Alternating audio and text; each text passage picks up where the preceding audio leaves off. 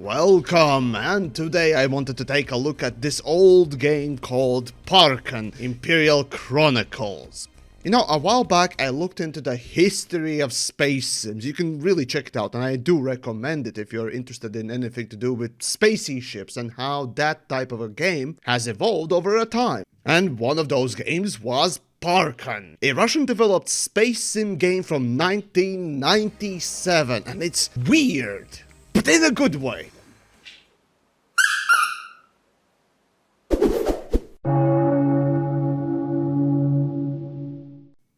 Alright then, as you start the game, either from the GOG or Steam, that you can find it right now, you have this cinematic explaining essentially what's happening, but it doesn't repeat itself, so sadly I can't present it because I wasn't filming. I'm just gonna rip it from the YouTube, so here you go.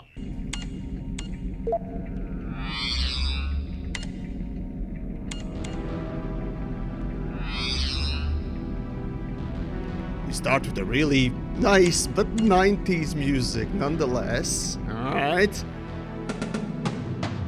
Oh, so 90s! Right, this game is developed by Nikita. It's interesting that in credits you see actually multiple people. None of them is called Nikita, so development studio is called Nikita, not one person.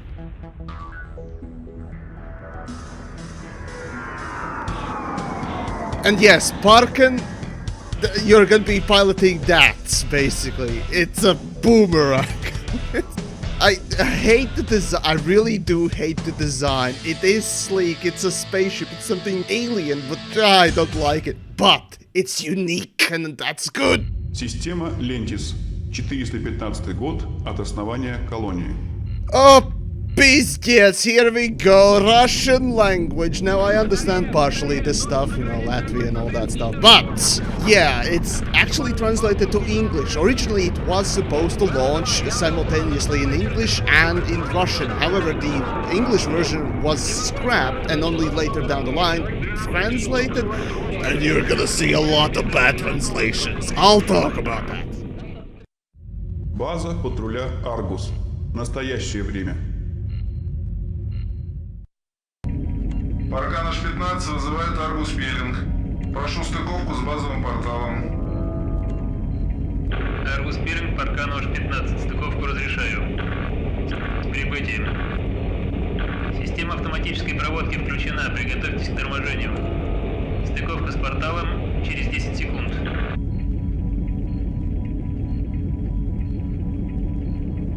Паркан H15, Аргусу к стыковке готов. Аргус Пелинг, Паркану H15. Есть стыковка с базовым порталом. Оставайтесь на связи и немедленно переключитесь на закрытый канал. С вами будет говорить полковник Хайдер. Паркан H15, Аргусу. Вас понял. Перехожу на спецканал. Я полковник Хайдер. Пилот Паркан. Подтвердите связь. Слышу вас хорошо. Я командую операцией по розыску исследовательского корабля «Вандерер». Последнее сообщение от него было получено месяц назад из сектора Лентис. Ваша задача – совершить патрульный облет сектора, найти исчезнувший корабль, сообщить его координаты и вернуться на базу. Все детали операции уже переданы в ваш бортовой компьютер. Паркан H15, Аргусу. Понял, конец связи. Аргус Паркану H15. Фокусировка портала завершена. 5-секундная готовность к выходу в подпространство.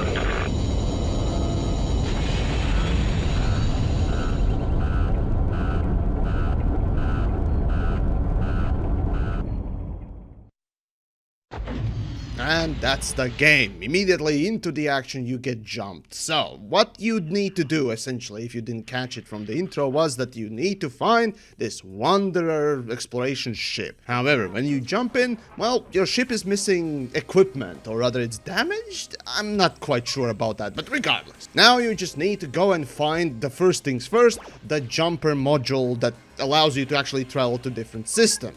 And here's where I meet the controls. Right, so there is no manual for the game, or rather I don't have a physical version of it, right? So, I don't know the key settings, there's no particular menu in the options, or rather escape or pause menu. So what do? Well, I started pressing buttons. And I quickly discovered that essentially with numpad keys I would move my ship up, down, left, right, you know, and all that typical rotational stuff.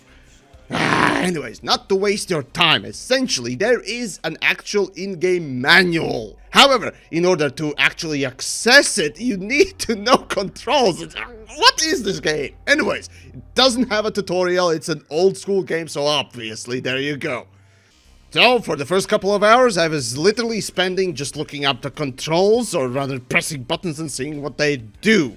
There are some similarities I'll talk about, but not to bore you. Here's the whole list of controls on screen. Right, we're good? Good. So basically the first hour of gameplay for me was just dying, repeating, pressing some more buttons, dying, repeating, and so on and so forth. Fine, let's go look up the walkthrough. Okay, well thanks Space Sim Central and Alexei. Right, and the first things first, it actually can be controlled with a mouse if you really want to, and I do recommend it. You just need to enable it, you know, press on the screen and all that stuff. It actually is kind of immersive when you can press on the control joysticks, whatever those things are on the screen, and suddenly take over the controls of the ship. It's really cool. The next thing I try out is the thing I was looking for the most, the first person mode. Yes, this game actually has the first person mode, and you can dock with a ship.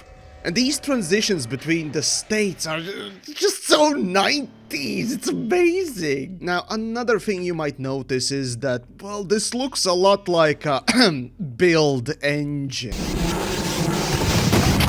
But not quite like build engine, it's weird. Like the ships are 3D, but not the planets, while the ammo pickups are 3D, but not the characters you shoot or interact with, like the robots. It's odd. What engine is this?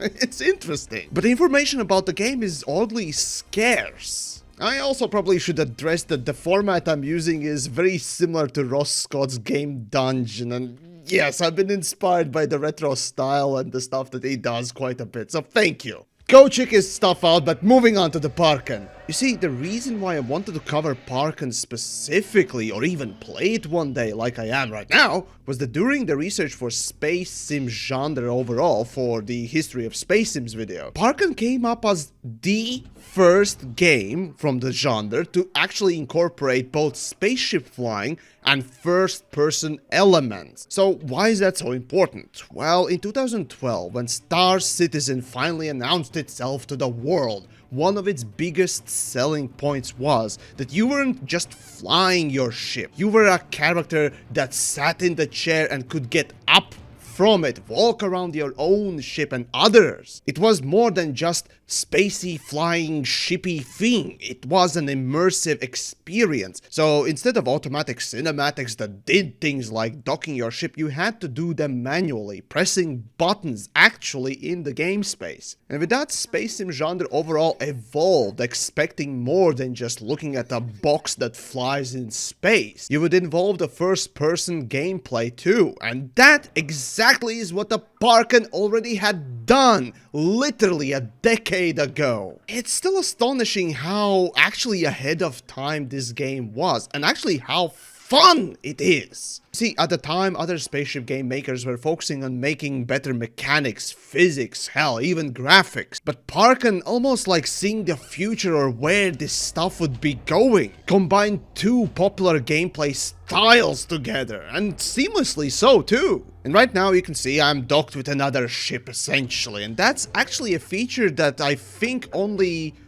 Star Citizen is allowing, and Starfield will be allowing. And to my knowledge, I don't think there are actually space sims that allow that sort of functionality in the last 20 years. And I know, yeah, sure, Parkan doesn't look exactly the most advanced, even for its time. But this sort of a unique functionality is still not available to majority of the space sims, even though they could easily do that.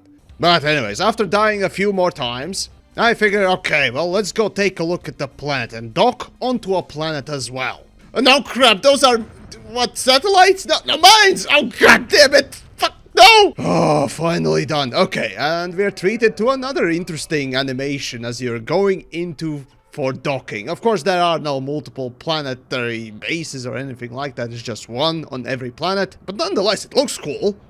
Alright, as I exit my ship from the airlock, I see, a broken door. Well, okay, that's a weird one, but can I shoot it? No, clearly not. No, that doesn't work. Aha, I can crouch too, by the way, yes, and that's a robot. Yes, apparently these are the workers or the guards, whatever. I pick up the ammo and move on then. And that's, aha, that's the jumper I need. Oh crap, why am I being shot? No! Well, if they're attacking me, might as well go on a killing spree. Then once again I die after killing most of them. Actually, you got to say, those animations are pretty nice for the time at least. And I kinda still can't get over the fact that these bases are actually more than just simple levels. I mean, yeah, they're modeled very simplistically and actually they are randomly generated, but still, it's ahead of its time, so many ways. But regardless, after respawning, I keep on picking up stuff and eventually these robots start attacking me again. So what gives? Why? Well, as it turns out, apparently that's stealing if that's not your base. Basically, the game has a basic reputation system, like you would expect in many space sims. Now, I got to note also that it's interesting how this game works, because if you bump into a wall, your character doesn't just stop. Your character also turns the head, and the mouse sensitivity is also really bad, so yeah, there's a lot that needs to go into remapping keys and a few other settings in order to make it a bit more playable, but fuck it, let's shoot up some robots. Oh, god damn it, I died again. You see, another thing I noticed was the lighting and the shadows specifically. At the time, it was uncharacteristic to see something like this, or at least something as advanced as really dynamic lighting, or hell, even baked lights. But here you go, Parkan has that too. Well, after a final attempt where I kill every single robot on the base and looting literally everything, I lift off and, oh no, I'm being attacked again. Why? Alright, our reputation. Right. After restarting, well, we got to talk about two specific things. First of all, the music of this game. Oh my god. Yes, it's 90s, but it just fits so well, not only with the space sim genre, but also with the Russian feel, oddly.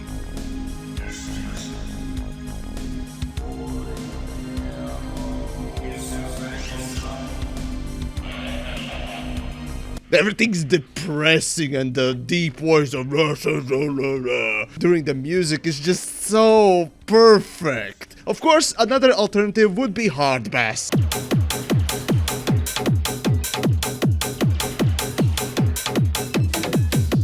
But I think this fits better. So then, as you start every new game, there's a pointer ship, essentially a trader who comes in and gets shot at. So once the pursuers are done, he tells you to dock with him. He has some information on him. As it happens, the information is to where to find the jumper module that you need in order to actually jump to different systems. Okay, Planet 2, let's go. Now, the second thing I wanted to mention was about the ships and how they work. While this was not unique, the ships have power distribution mechanic. If you've ever played, let's say, Star Wars Squadrons as of late, Elite Dangerous or Star Citizen, you'll be probably very familiar with the system. Hell, I think it was first introduced in TIE Fighter, or was it X-Wing in '93 or something like that. Now, in addition to guns, shields, and engines, Parkan chooses to also put in the radar as the power distribution system thing. It's really nothing special, but it's unusual. Basically, the system is very similar to all the other ones. You put more energy to the weapons, the more you can shoot. You put more energy to shields, the more shields regenerate. However, if you have no pips in gun or the shields, well, you won't be able to shoot, And you won't get any shields, meaning direct damage to the hull or other systems. And yes, this game also has different systems. And those of you who have played Elite Dangerous might be familiar with this system as well. And while I'm pretty certain Parkan wasn't the first game with a module damage for your ships, it's still impressive how much depth they managed to put in this game. And to make it even better, on the bottom left and right you got two screens you can dynamically change to whatever system you choose fit for it. It's such a cool mechanic! I praise Star Citizen for having this sort of a similar system, but to have a game from 1997 have this, it's just cool! Well, anyways, I head to planet number 2 but got stopped by a pirate. Well, as it happens, some of the walkthroughs mentioned that you can dock on enemy ships, and fine, let's do it! And oh my god, you can! Oh, this is so cool! Thing is, in Star Citizen, one of my favorite things is to go in with bare basic, hell, knuckles and beat the shit out of your enemy and take their stuff without destroying their ship. It's just a cool feeling. And, as it happens, it is actually a better way to loot enemy ships rather than destroying them. You get to pick their cargo clean, their robots are dead, and the ship itself becomes almost immobile after you picked it clean, so it is faster, better way to destroy them. Oh my god, in some ways this game still is ahead of many modern space sims. Yes, I'm looking at you, Elite Dangerous, damn it. But okay, anyways, continuing on to the planet 2. Oh, no minefield this time. Oh, hooray. Alright, once more, slide under the door, pick up the fuel. Let's risk it, maybe they won't shoot me. Yes, okay. Now, how do you suppose I would get to it? In my previous attempts, well, there is the wall, but there is no jump button, so, well, how do you get over it? Oh, god damn it. Okay, walkthrough time. Okay, there is a climbing button. Okay, but no, it doesn't work. What the hell? Oh, no. Okay, so you need to crouch first and then use the climbing button, which is the same as moving forward, and oh, 90s games, kill me! Alright, so I got the jumper and the robots are not shooting at me, so I'm still good with them. Good. Now what? I go up to the terminal to maybe install it? No, it doesn't work? No? Okay, well, there are missions. I can pick up missions, yes. Every station has one, but no, I don't need that. Well, apparently it automatically is just installed as soon as it's in your inventory, so that's good. Alright. Now, I need to mention a little bit about the translation. For English, it's really bad. For example, the gun on power management is supposed to be weapons. Satellites, when you're looking at the planet, it's supposed to be moons. And for example, technology, geology, and whatever other transmogs are supposed to be cartridges. So, yeah, it's funny and weird, but it's still playable. So basically, it's большой пиздец, блин. Anyways, I need to repair my ship, and I also need to complete a couple of missions in order to get a little bit more fuel, and here's a pirate to kill as well. Then kill and loot some more pirates. Finally arrive at the planet and pick up another mission. Here I get to say that most missions are actually quite crap, except for the ones that actually tell you to go kill pirates or defend the planet, and that's it. The rest of them are really garbage. Then I go to another planet to fix my ship and transmute my robot corpses into mechanical embryos that are needed for something a little bit later. Now that I have my mechanical embryos, I can finally colonize a planet. And yes, you can do that in this game. That's why in the marketing or puff pieces you can read that Parkan is basically a space sim, FPS and RTS hybrid. I mean, come on, more titles on it. Let's cram it full. Come on. Yeah, let's go. Right, the way you colonize a planet is by landing on it, and upon entry you'll be shot at by the pirates. Essentially kill them, and you don't need to kill all of them to claim a base. In fact, you don't even need to kill a single one of them. You just need to head to the computer room and insert 2 mechanical embryos. And they will apparently kill all the pirates on the base and claim it for you. Once you go into orbit, basically every 2 embryos produces 1 guard and 1 worker robots. So before claiming the base, it's probably a good idea to kill at least a few of them to just get those corpses. And this is where the cartridges are coming in. The technology, geology, blah, blah, blah, blah, blah, all of them. Certain features of the base will be unlocked. To found first binary daydrift, it is necessary to place onto planet spaceport 2 mechanical embryos. To further binary development, it is necessary to leave at starport geolog transmog. Each new daydrift requires 2 new mechanical embryos. Transfer of mechanical embryos and transmogs onto planet is confirmed via spaceport computer. Choty, bля! Alright, we'll basically translate that for you. Shove as many mechanical embryos onto a planet with these upgrades for the planet itself. If I remember correctly, each planet could go up to 8 level binary and 8 level plant. Basically, these cartridges produce a certain type of thing for the planet. For example, the technology one produces drones, the engineering produces missiles, the geology one produces extra fuel, I think it was, and the scientist one produces defense ships for the planet. And apparently in the game, pirates are supposed to come and invade the planets, but it never really happens apparently, so that tends to be quite useless. And the fuel is needed for literally everything, so you're gonna have to start getting a lot of it. Alright, well for now I'm just gonna go and do some missions I suppose and kill all those pirates off. Okay, seems I have enough fuel. Maybe I can jump somewhere. And I got the thingies, yes. Okay, well jumper is ready, so let's take a look. Okay, gods, I love these menus, man. Okay, right, I can, this is the system. Nope, that's not it. Oh, there we go. Now we can choose to jump to a nearby system, but... Aha! On the opposite side, you can see the information about the system I'm currently in. Aha! Oh, wow, okay, that's an interesting system. Yeah, okay, it's color-coded, easy to remember, good. But if I want to jump to this... Oh, gods, 4,000... that's a lot of fuel I will need. Oh, I guess I'm gonna go and complete all the missions and kill all the pirates and get all the fuel from my planet that is producing it now. Then jump. Die, you commie bastard!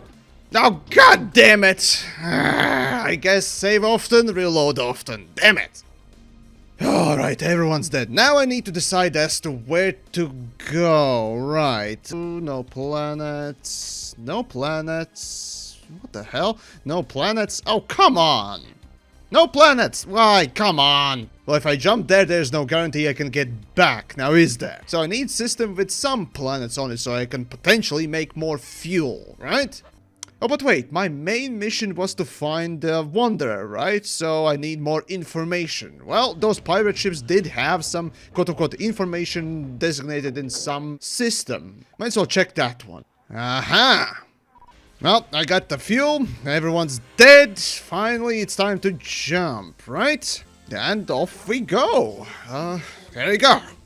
Not very visually interesting, but no, there you go. That's a hyper jump or whatever. Oh, there we go. Pirates are coming after me. Oh, you want my fuel? How about a no? Pray for your life, whom? Ha ha!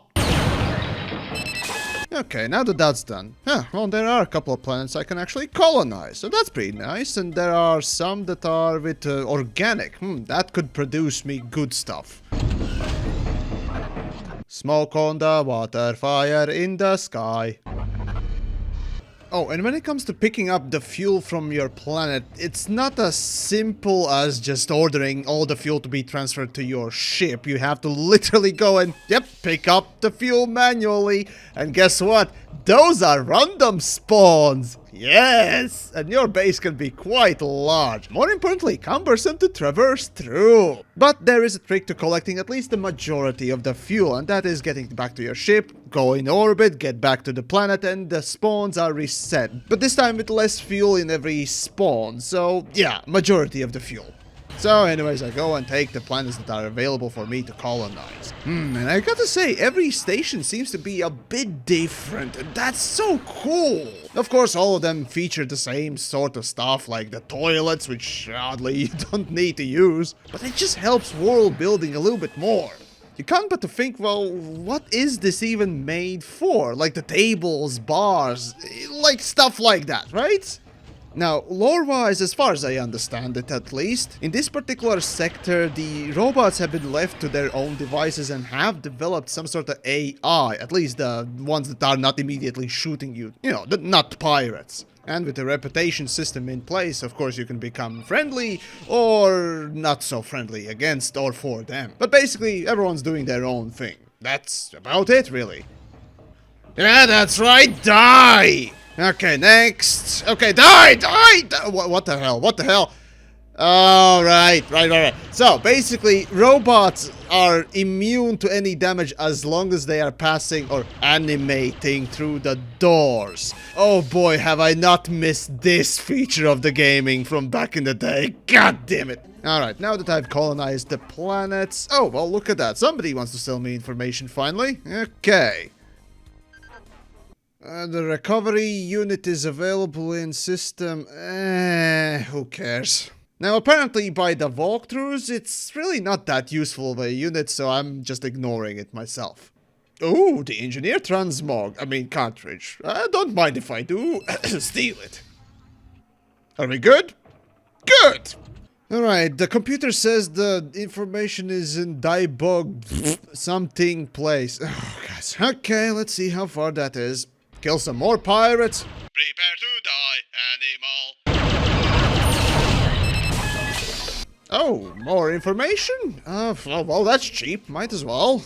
Oh, a weapon upgrade is available in the purple? Well, might as well go for that then.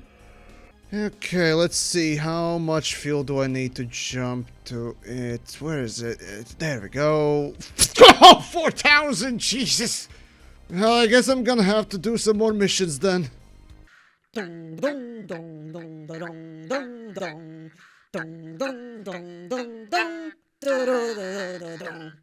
Alright, finally done. Right, okay, good enough fuel to jump there and back. Go!